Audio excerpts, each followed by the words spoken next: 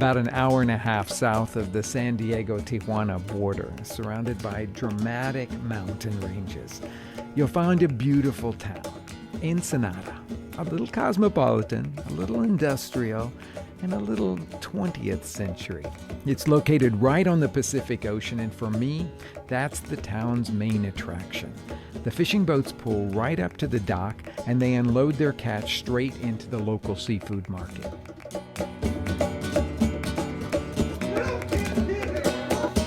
Now, I've been to seafood markets all over Mexico, but I must say this one has amazing variety and, as you'd expect, stunning freshness. More than 90 species are commercially fished or farmed in the Ensenada area. Tuna, shrimp, spiny lobsters, abalone, sea urchin, mussels, clams, sardines, mackerel, sea whelk, and an ever-changing array of local fin fish. Though a huge proportion of this catch is exported to Asia, the local market is anything but shabby. If you're wanting to sample some of the local bounty and not just look at it, you don't really have to go very far. In fact, right next to the market is a little eatery, a puesto really, called Mariscos El Norteño. It's a perfect and convenient place to taste some traditional Ensenada cuisine. Buenos días. Buenos días. Voy a querer un ceviche de pescado, un taco de pescado y también un gobernador. Un gobernador, ¿ok? Ahorita se los traemos, ¿ok? Muchas gracias. Pretty exciting stuff.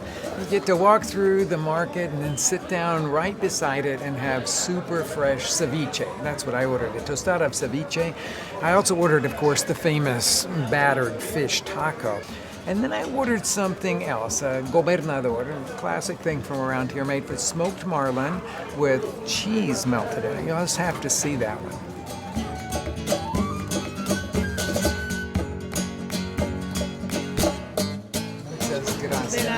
So this is a kind of special ceviche from around here, and it's made with ground fish rather than cubed fish. I like a little bit of the roasted jalapeno salsa over the top of that. Just look at this. It's almost an embarrassment of riches when it comes to condiments that you can put on these things. We've got avocado with chili and cilantro and lime, some roasted jalapeno, couple of different kinds of the dried arbol salsa, the mayonnaise that's thinned with a little bit of cream, pickled chilies, some tostadas, radishes, limes, and over here we've got onions with cilantro and cabbage that goes on those classic fish tacos. But I first have to down the tostada of ceviche. When you order a gobernador taco here, it's made of smoked marlin and melted cheese on a corn tortilla. Delicious with that typical roasted arbol chili salsa and a little lime. The classic crispy fish taco gets a more complex combination of creamy mayonnaise, avocado sauce, a little spicy jalapeno salsa, and of course that requisite squeeze of fresh lime. Pick that up and enjoy it.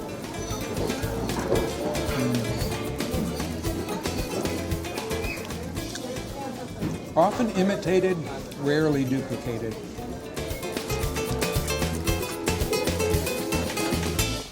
Now, the most important ingredient for making ceviches is obviously the fish, and it should be absolutely pristine quality fresh fish, what we would call sort of sashimi or sushi quality fish. Now, what I bought was a piece of sashimi quality halibut, beautiful stuff. So I'm going to cut that up into small pieces to make a type of ceviche that we call a minced ceviche. This is popular in the west coast of Mexico, certainly up into the Baja Peninsula. Cut the fish into roughly 1-inch chunks, and then spread that fish onto a small baking sheet lined with parchment paper. And then for this type of ceviche, I'm actually going to put the fish into the freezer and let it firm up so that I can mince it real finely. That'll take about 40 minutes to firm.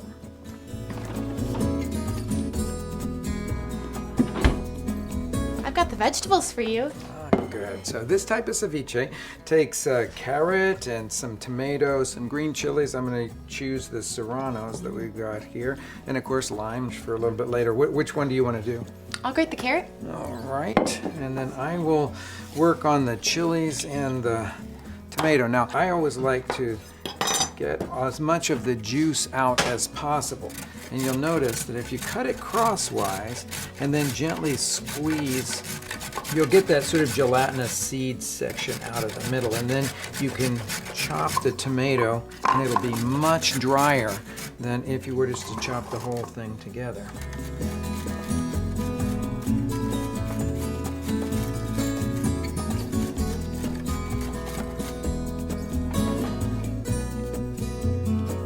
Shall I start grinding the fish? Yes, if you want to get it out of the freezer and we'll check to see if it's okay, I'll set up the grinder here for you. All seems frozen to me. Now this is an electric grinder. We'll just grind the fish, the firm fish from the freezer, right into the bowl with all the vegetables.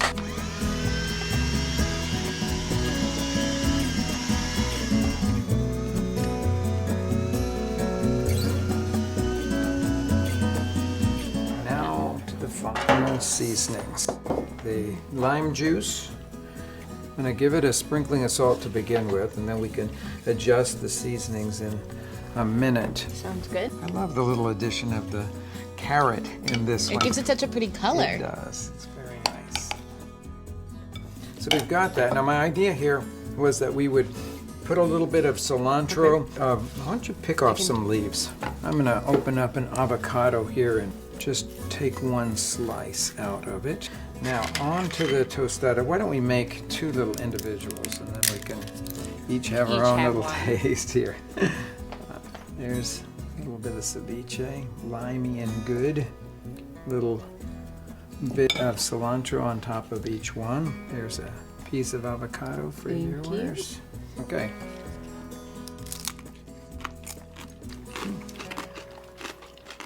Good. That's pure freshness.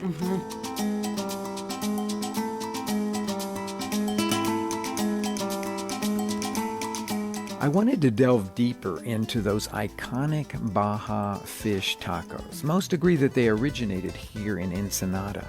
I mean, it's the perfect integration of the abundant local seafood, the century-old Japanese influence on Baja, and that delicious Mexican sensibility in the kitchen. I stopped off at a place called El Chopipo, a joint that's been making the classic for decades. Dos tacos de pescado, por favor.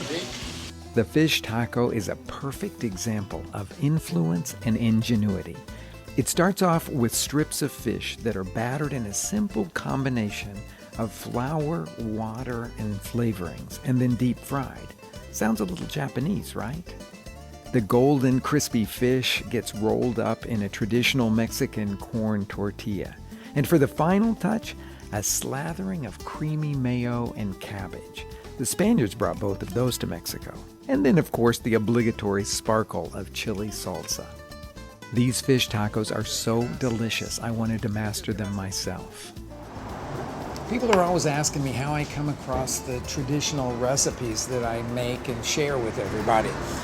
Well, sometimes I'm just lucky and somebody offers to show me how to make the dish. But most of the time, I have to go through 3 steps. The first thing that I do is to read everything that I can lay my hands on, recipes, descriptions, to find out what people have said about that dish.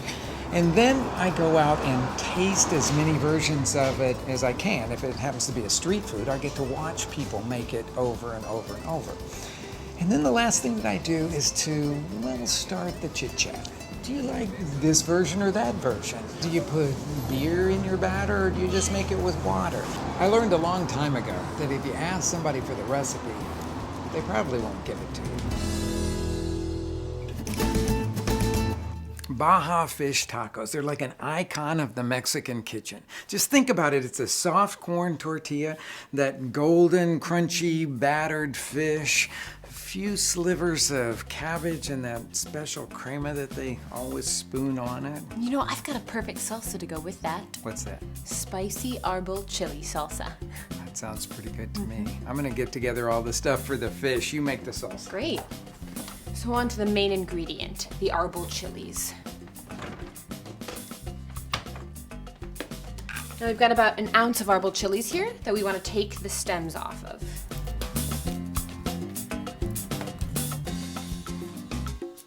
Now that these are all stemmed, we're going to dry toast them. We want them to be very aromatic.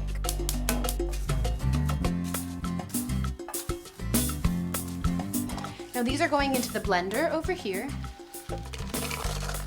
In there as well is going to go some garlic that we've roasted in their skins for about 15 minutes here. And the final ingredient, water.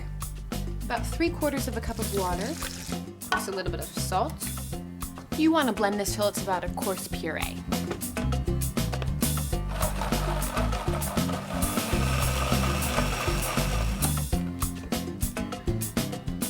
Wow, that'll get you. Let's just try it for some seasoning here.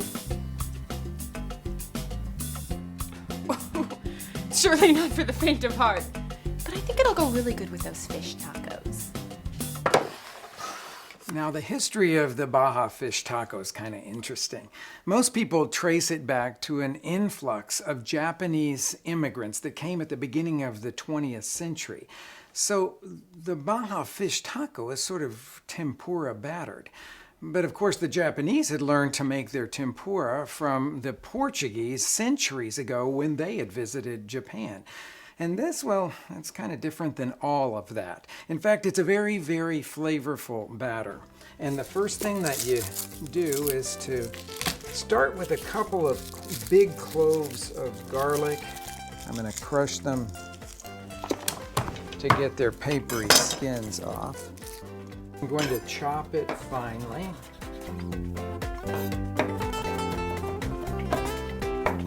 And now I'm going to make this chopped garlic into a paste by sprinkling it with salt and then work it back and forth on the cutting board to make that garlic paste. And then I'm going to add to that a little bit of Mexican oregano, some black pepper. Now here's where it gets kind of interesting. Most of the batters that I came across in Baja always had a little bit of chicken bouillon, either the powdered kind or this chicken base. So I'm going to put that in there. A little yellow mustard, about a tablespoon of that's going to go into the mix here. A baking powder, about a teaspoon of that. And now we're down to the liquid and the flour. Now you could make it with just water, and a lot of people in Baja do make their batter with water, or you could use sparkling water like seltzer water, or you could use beer, which is what I'm going to use today because I think it adds a really flavorful element and it makes a really crispy, light coating on the outside of that. So I'm going to put about a cupful of the beer into the bowl and then whisk all of that together. And finally, some flour. It's equal parts of flour and liquid. Mahi's one of my favorite fish, and that's what I've got to work with today. So I'm going to cut this into 1/2-inch pieces here. And each one in half again.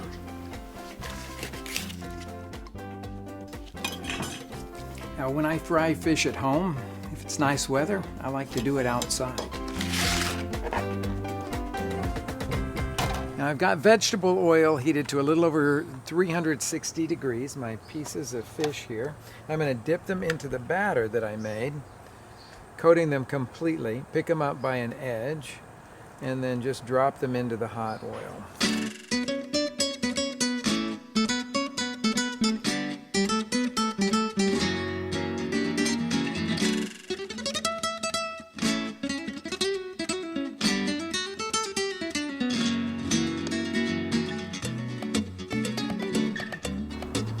You know, and it wouldn't be a Baja fish taco without some fresh, very thinly sliced cabbage over the top of it. That's exquisite.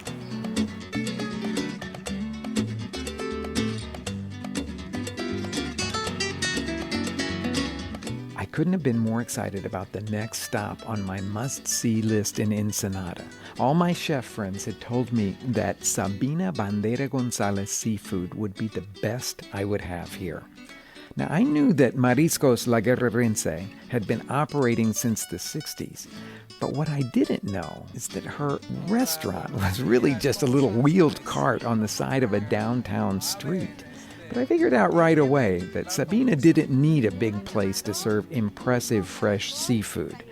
Just a little prep kitchen at her home and the entire ocean as her backyard. I wanted to try a little bit of everything here. Sabina began chopping up some tender-boiled octopus, and her daughter shelled out one of those great big pismo clams, the ones that they call almeja blanca. They also had some strongly flavored dark pata de mula clam. She cut up bits of sea whelk that she had simmered until tender. Raw scallop and some cooked mussels also were added to the plate. Then some onion and a dose of her homemade hot sauce, a recipe she wouldn't share with me. ¿Cuál chile es este? Este lo hago yo, es el Es el secreto. secreto. Es el secreto. You cut the tips off the little regional key limes and then put them into the juicer whole and squeezed it over the entire platter. A little avocado and this tsunami of seafood was complete. Muchísimas gracias. Sí. Muchísimas gracias, ya sabe, a ver, provecho. A ver, muchas Es el gracias. almeja pismo.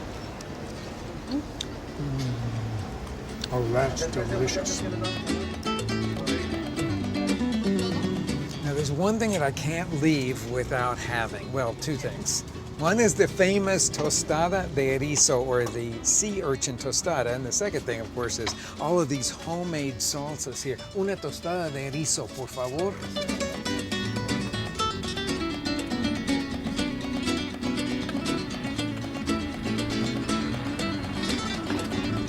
Y si quiero algo un poquito picoso, ¿qué le pongo? Picoso, me gusta mucho el exótico. El exótico. Oh, okay, so this is a couple of different kinds of chilies made into an exotic salsa. Well, this is probably about one of the most exotic things that I think I've ever eaten. Delicioso. Qué bueno que le gusta. Delicioso. Qué bueno que le gusta. So just think about it. You're here in Ensenada. You're watching all those fishing boats come into the harbor, and all you can think about is fresh seafood. Well, you'll never get it any fresher than at La Guerrerense.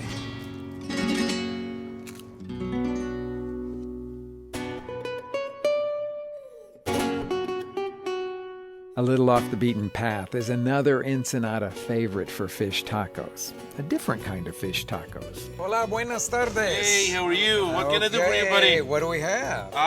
We have the very best tacos in Ensenada, man. I got some machaca made from tuna, yellowfin tuna. I got some chicharrón from whitefish. We sell only shellfish, fish and shellfishes. All okay?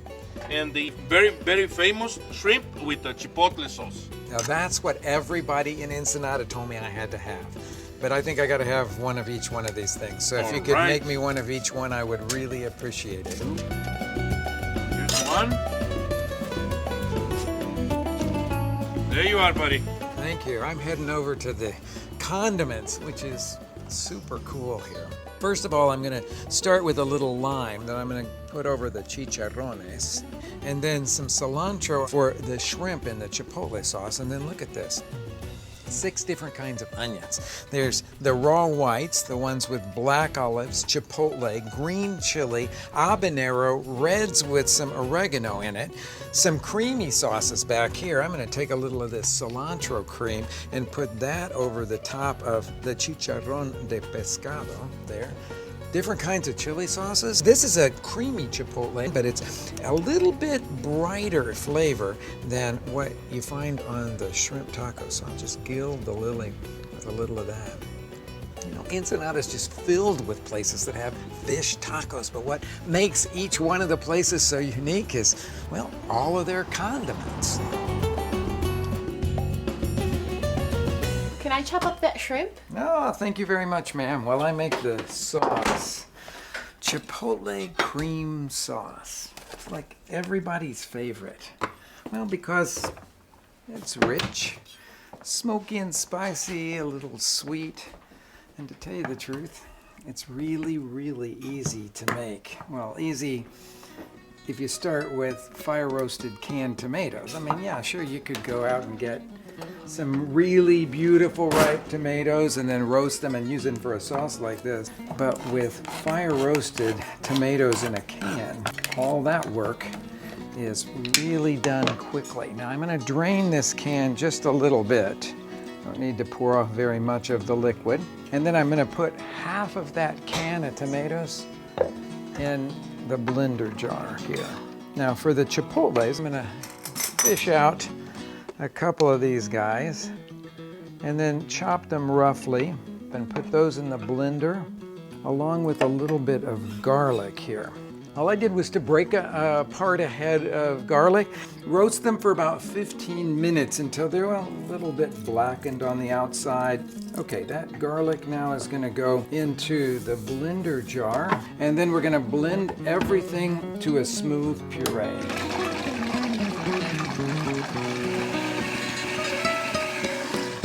Now our chipotle base is going to get cooked down until it reaches the consistency of a kind of tomato paste. I'm going to film the bottom of this skillet with a little bit of olive oil and then heat it over medium-high.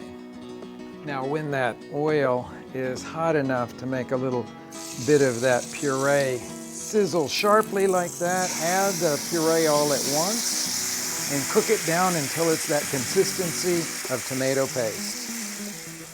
Now comes that touch of luxury. I have Mexican crema, which is very similar to the French creme fraiche. And I'm going to add that to our roasted tomato and chipotle mix there.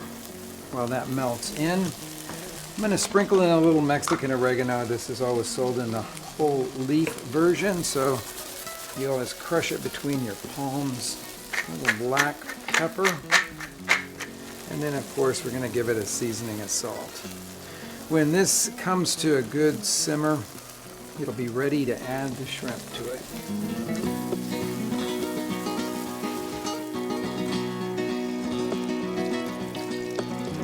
Take about 3 minutes or so for the shrimp to get cooked all the way to the center. You want the pieces to have lost their last little bit of translucency right at the center.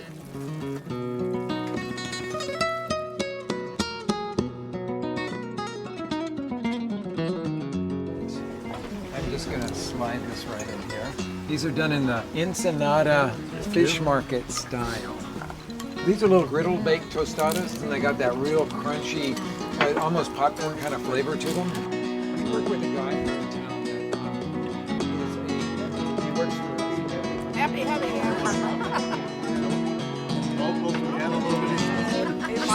Now this sauce is the one that Lainey made, and it's made from arbol chilies, and it is straight ahead, yes, red chili flavor. As I said, it's not for the mild-hearted. It is so delicious. When you have it with this cream, there's nothing like it. Okay, so help yourselves. It's not really all that hot. And especially Ensenada, it's not very hot at all.